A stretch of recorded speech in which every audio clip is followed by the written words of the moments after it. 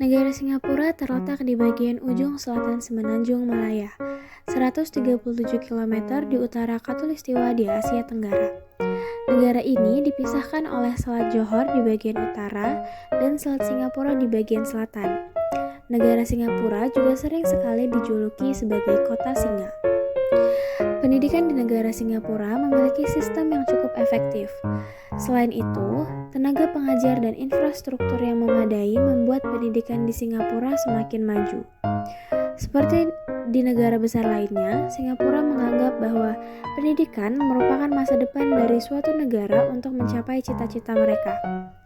Oleh karena itu, Singapura memang sangat memperhatikan bidang pendidikan. Mereka sangat fokus dalam mengembangkan pendidikan dari jenjang prasekolah hingga perguruan tinggi. Para pelajar di Singapura menempuh 6 jenjang pendidikan, dimulai dari jenjang kindergarten atau taman kanak-kanak, kemudian jenjang primary education atau sekolah dasar, lalu ada secondary education atau SMP sampai dengan SMA, kemudian ada jenjang pre-university education atau pendidikan pra-universitas, dan yang terakhir merupakan jenjang polytechnics atau politeknik. Lalu ada juga jenjang Singapore Universitas atau universitas-universitas yang tersebar di negara Singapura. Di Singapura, untuk menjadi seorang kepala sekolah tidak sembarangan. Mereka harus menjalani pelatihan intensif selama 16 bulan di Leadership School. Adapun 3 syarat fundamental yang harus dipenuhi untuk mengelola sekolah dengan sukses. Yang pertama, seorang kepala sekolah harus memiliki pengetahuan dan keterampilan dalam mengembangkan kompetensi kepemimpinan, misalnya dengan mengikuti pelatihan. Yang kedua, kemampuan manajemen, termasuk keterampilan perencanaan, pengelolaan program, dan pengambilan keputusan. Kompetensi ini sangat diperlukan agar dapat memimpin, mengkoordinasikan, dan memastikan efisiensi dalam kegiatan pendidikan. Visi, misi, dan tujuan pendidikan harus jelas dan terarah. Hal ini akan berdampak pada standar pencapaian sekolah yang bermutu. Di Singapura, gaya kepemimpinan bersifat instruksional, di mana menitik beratkan peran seorang pemimpin sebagai pengarah, membimbing, dan mendukung anggota tim agar mencapai tujuan pendidikan tertentu. Keberhasilan pimpinan dapat dilihat dari bagaimana upaya memimpin memastikan bahwa setiap aspek pembelajaran dan pengajaran berjalan sesuai dengan visi, misi, dan tujuan pendidikan di Singapura. Untuk kualifikasi guru pendidikan anak usia dini di Singapura, pendidik harus menyelesaikan gelar sarjana, umumnya gelar sarjana pendidikan anak usia dini. Lalu, lulus sertifikasi mengajar yang dikelola oleh Early Childhood Development Agency atau ECDA. Agar memenuhi syarat untuk mengambil sertifikasi ini, pendidik harus memenuhi persyaratan profesional, akademis, dan bahasa untuk memenuhi tingkat sertifikasi tertentu. Apabila pendidik berasal dari orang luar dari Singapura, maka ia harus memiliki kemampuan berbahasa tambahan, yaitu bahasa Inggris, Mandarin, Melayu, dan Tamil. Pendidik juga harus selalu mengikuti perkembangan teknik terbaru atau kurikulum dalam pendidikan anak usia dini. Pengetahuan tentang inovasi terbaru dalam pengajaran atau media bermain akan memberi pendidik keunggulan untuk diterima bekerja di sekolah taman kanak-kanak di Singapura.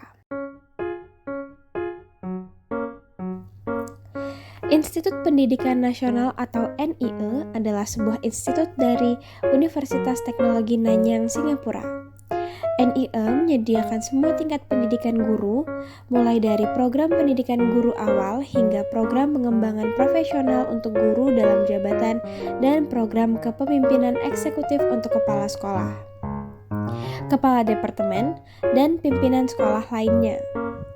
NIE juga menyelenggarakan program pasca sarjana yang mengarah pada pemberian gelar lebih tinggi di bidang seni, pendidikan, pendidikan jasmani, dan sains.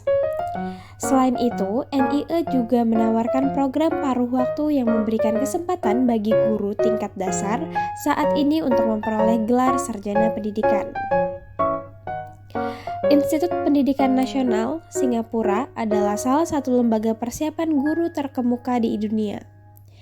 NIE berkolaborasi dengan MOE dengan sekolah-sekolahnya dan mengubah sistem-sistem persiapan guru dan memastikan sistem tersebut terus memenuhi perubahan kebutuhan sistem pendidikan. NIE juga memainkan peran penting dalam menyediakan penelitian pendidikan dan kurikulum serta arahan pedagogis berbasis penelitian kepada kementerian dan sekolah-sekolahnya. Ini semua sejalan dengan misi kementerian, yaitu membentuk masa depan bangsa Singapura. Dicantum dari MOE atau Ministry of Education, menjelaskan ada beberapa program dan posisi yang dapat diambil tergantung pengalaman dan kualifikasi yang dimiliki untuk dapat menjadi pendidik di Taman Kanak-kanak Singapura.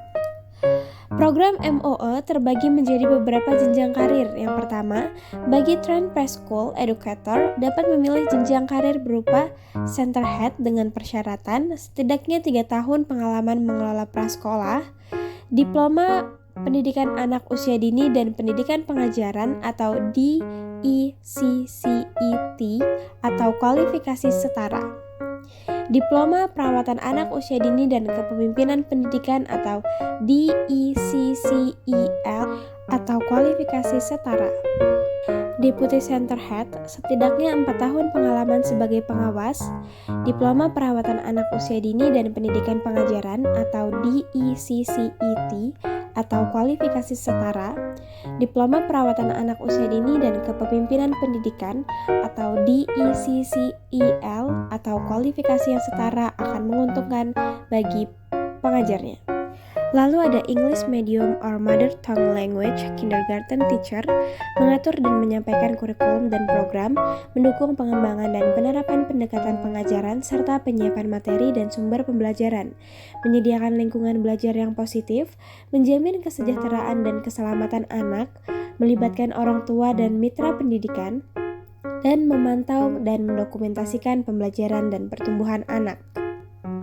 Bagi calon pendidik yang belum mendapatkan pelatihan, Anda bisa tetap menjadi guru dengan melalui program pelatihan guru TK MOE, MOE Kindergarten Teacher Training Program atau MKTTP.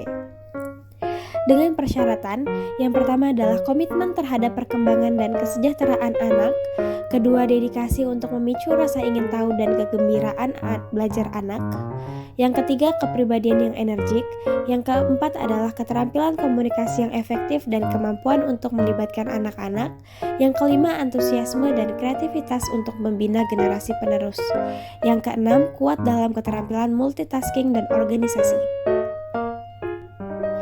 MOE juga mempunyai program bernama Tamil Language Teacher Training Sponsorship.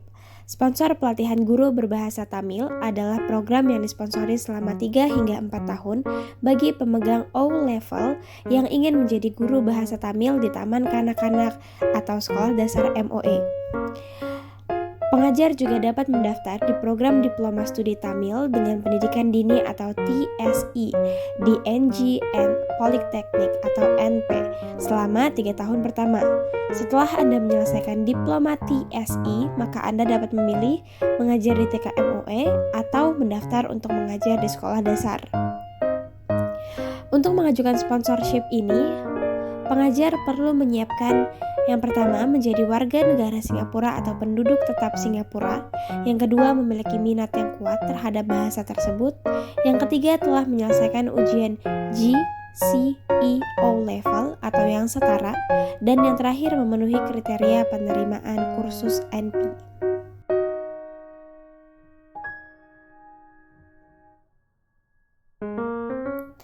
Di Singapura, Taman Kanak-kanak melayani anak yang berusia 18 bulan hingga 6 tahun.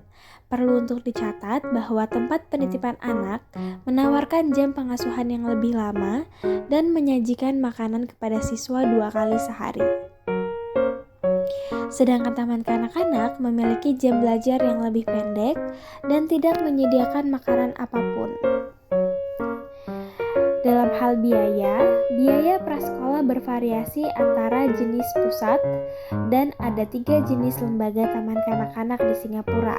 Yang pertama, taman kanak-kanak yang dioperasikan pemerintah, Kedua, Taman Kanak-kanak Ancol operator Badan Pengembangan Anak Usia Dini. Yang ketiga, Taman Kanak-kanak swasta dan internasional. Subsidi atau bantuan prasekolah di Singapura atau KIFAS ini adalah untuk membantu membiayai biaya taman kanak-kanak anak mereka.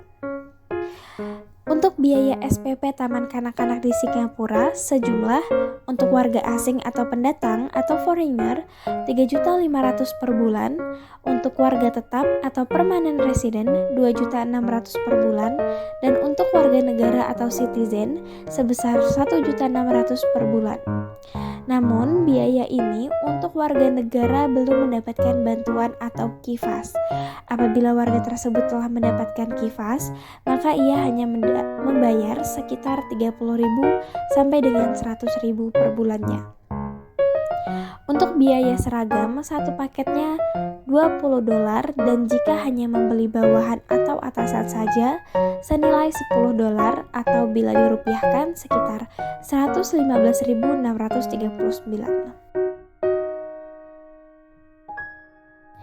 Apa saja jenjang pendidikan prasekolah di Singapura? Yang pertama adalah early school. Tahap ini melibatkan anak usia 2 bulan hingga 3 tahun.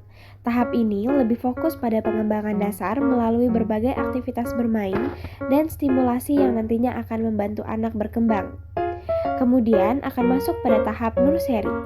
Buat anak-anak dengan usia 3-4 tahun akan diperkenalkan pada pendidikan awal, pengembangan keterampilan sosial, dan persiapan menyambut tingkat berikutnya. Jenjang ketiga adalah kindergarten. Di sini anak dengan usia 5-6 tahun di mana pembelajarannya lebih fokus untuk mempersiapkan pendidikan lebih lanjut, yaitu pendidikan formal. Literasi dan numerasi menjadi pembelajaran yang akan dikembangkan. Singapura menggunakan kurikulum bernama C3 berbasis kompetensi. C3 ini bikin pembelajaran makin asyik dengan mengembangkan akademis dan keterampilan karakter anak. Menurut Kementerian Pendidikan Singapura, kurikulum ini fokus pada pembangunan holistik, pembelajaran terpadu dan aktif, serta mengembangkan kepercayaan diri dan keterampilan sosial anak. Tak hanya itu, kurikulum Singapura juga menekankan bilingualisme, di mana anak dapat belajar bahasa Inggris dan bahasa ibu seperti Mandarin, Melayu, ataupun Tamil. Dengan kurikulum ini, dalam seminggu anak akan belajar selama 5 hari dan berlangsung sekitar 2,5 jam sampai dengan 4 jam.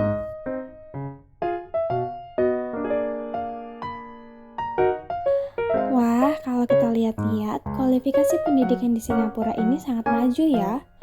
Dan peserta didik di Singapura pun menempuh pendidikan yang sangat panjang. Akhirnya, sampai juga kita di penghujung penyampaian tentang pendidikan kindergarten di negara Singapura. Terima kasih semuanya sudah mendengarkan.